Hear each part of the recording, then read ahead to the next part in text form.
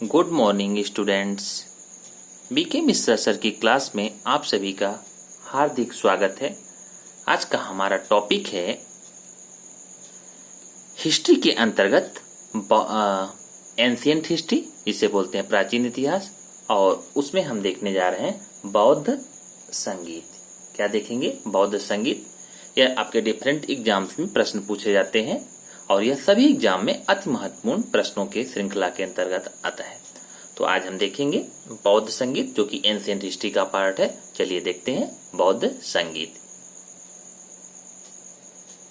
यहाँ आपके समक्ष प्रथम बौद्ध संगीत का एक चित्र प्रस्तुत किया गया। तो प्रथम बौद्ध संगीत में देखेंगे आप सारे भिक्षुक लोग, वहां पर राजगृह में प्रथम बौद्ध संगीत का आयोजन किया गया। वहां पर सारे भिक्षुक बैठे हुए हैं संगीत के अंतर्गत में। तो हम देखेंगे बौद्ध संगीतियां। तो बौद्ध संगीतियां कितनी हुई, किस स्थान पर हुई, उनका समय क्या था, उनके अध्यक्ष कौन थे और किसके शासनकाल में हुआ, यह अति महत्वपूर्ण है, जो कि आपसे लगातार विभिन्न एग्जामों में पूछा ही जाता है। तो हम देखते हैं प्रथम बौद्ध संगीत कहां पर हुआ। राजगृह में हुआ।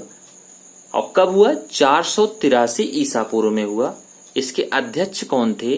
अध्यक्ष इसके थे महाकश्यप। और किसके शासनकाल में हुआ? यह अजातशत्रु के शासनकाल में हुआ। द्वितीय बौद्ध संगीत कहां पर हुई? द्वितीय बौद्ध संगीत वैशाली में हुई और यह 383 ईसा पूर्व में हुआ। और इसके अध्यक्ष सबाकामीर या सबाकामी की अध्यक्षता में हुआ। और किसके शासनकाल में हुआ? तो यह अशोक, कालाशोक के शासनकाल में हुआ। कालाशोक, न कि अशोक। तृतीय बौद्ध संगीत कहां पर हुआ? तो यह पाटलिपुत्र में हुई और 251 ईसा पूर्व में हुआ।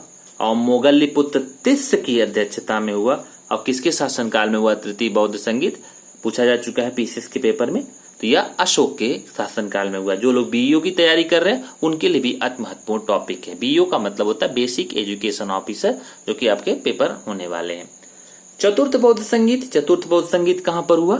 तो यह कुंडलवन में हुआ और यह ईस्वी की प्रथम शताब्दी में हुआ। और इसके अध्यक्ष थे वसुमित्र। और किसके शासनकाल में हुआ? तो कनिष्क के शासनकाल में हुआ। तो एक बार शासनकाल देख लीजिए। प्रथम बौद्ध संगीत अजातशत्रु के शासनकाल में, द्वितीय बौद्ध संगीत कालाशोक के शासनकाल में, तृतीय बौद्ध संगीत अशोक के शासनकाल में और चतुर्थ बौद्ध संगीत कनिष्क के शासनकाल में हुआ। अब आता है यहाँ पर मेन प्रश्न आता है कि इन बौद्ध संगीतियों के कराने के पीछे क्या उद्देश्य था और किस बौद्ध संगीत में क्या निष्कर्ष निकला। किसी भी संगीत को क्यों कराया गया और उससे क्या निष्कर्ष निकला, तो इसे हमें देखना है, जो कि एग्जाम में पूछा जाता है। तो हम देखते हैं प्रथम बौद्ध संगीत। प्रथम बौद्ध संगीत में विनय पिटक और यह उपालि के नेतृत्व में एवं सुत्त पिटक आनंद के नेतृत्व में लिखे गए।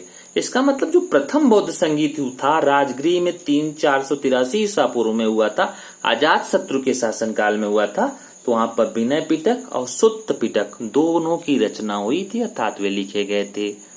डन। अगला देखिए, द्वितीय बौद्ध संगीत में कुछ भिक्षुओं ने संघ से अलग होकर महासंघिक नामक संप्रदाय बनाया और अन्य थेरावादिन कहलाए। ठीक है, तो यहाँ पर महासंघिक नामक जो संप्रदाय बना था वह द्वितीय बौद्ध संगीत में बना था। तृतीय बौद्ध संगीत में फिर क्या हुआ? तृतीय बौद्ध संगीत में मोगल्लीपुत्र तिस्स ने अभिधम्म पिटक का संकलन किया। तो सुत्त पिटक और विनय पिटक प्रथम बौद्ध संगीत में, अभिधम्म पिटक तृतीय बौद्ध संगीत में, और महासांघिक नामक संप्रदाय का गठन कहां पर हुआ? या द्वितीय बौद्ध संगीत में हुआ। अब आता है चतुर्थ बौद्ध संगीत में क्या हुआ? तो चतुर्थ बौद्ध संगीत में बौद्ध धर्म जो था वह हीनयान और महायान संप्रदाय में बट गया था। तो यहां हमने देखा बौद्ध संगीतियां प्रथम, द्वितीय, तृतीय और चतुर्थ, first, second, third and fourth, places, time, president and time of the duration हमने देखा कि किसके शासनकाल में हुआ था।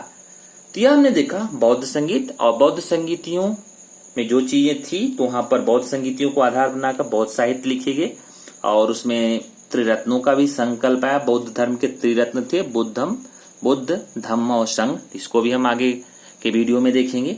अष्टांगिक मार्ग जो है, अष्टांगिक मार्ग को भी आपको जानना चाहिए। अष्टांगिक मार्ग आप देखेंगे तो बौद्ध धर्म के अंतर्गत पार्ट 1, पार्ट 2 और पार्ट 3 के नाम से हमारे वीडियो प्लेलिस्ट में पड़े हुए हैं, तो उसको भी जाके आप देख सकते हैं। सामान्य रूप से अष्टांगिक मार्ग क्या है तो ये भी जान लीजिए। बुद्ध ने दुख की निवृत्ति के लिए अष्टांगिक मार्ग अर्थात अष्टविध साधन बताया और ये 8 साधन निम्नलिखित थे। तो 8 साधन क्या थे? सम्यक दृष्टि, सम्यक संकल्प, सम्यक कर्मांत, सम्यक वाक, सम्यक आजीव, सम्यक व्यायाम, सम्यक स्मृति और सम्यक समाधि। तो यह थे 8 अष्टांगिक मार्ग, मतलब अष्ट मार्ग जो जीवन को दुख की निवृत्ति के हेतु दुख की निवृत्ति करें अर्थात दुखों से दूर करें, जीवन को सरलता प्रदान करें, तो उसके लिए बौद्ध धर्म में 8 मार्ग बताए गए। दूसरा हम एक और भी देख लेते हैं। बौद्ध धर्म के जो सिद्धांत थे सभी जानते हैं, बहुत अति महत्वपूर्ण है। बौद्ध धर्म के सिद्धांत कौन है? तो बौद्ध धर्म के जो सिद्धांत है इसमें 4 आर्य सत्यों को बताया गया है। वे 4 आर्य सत्य कौन कौन से हैं? दुख, दुख समुदाय, दुख निरोध और दुख निरोध गामिनी प्रतिपदा। यह हमने देखा बौद्ध संगीतियां। डियर स्टूडेंट, आपको यह वीडियो कैसा लगा इस पर आपने कमेंट दें, हमारे चैनल को लाइक करें, सब्सक्राइब करें और शेयर करें। आप सभी व्यूअर्स के सकारात्मक विचारों और सुझावों के माध्यम से बनता है हमारा नेक्स्ट वीडियो, अतः इसे लाइक और शेयर अवश्य करें। यदि आप हमारे इस चैनल पर नए हैं तो हमारे इस चैनल को सब्सक्राइब करें। Thanks for watching the video.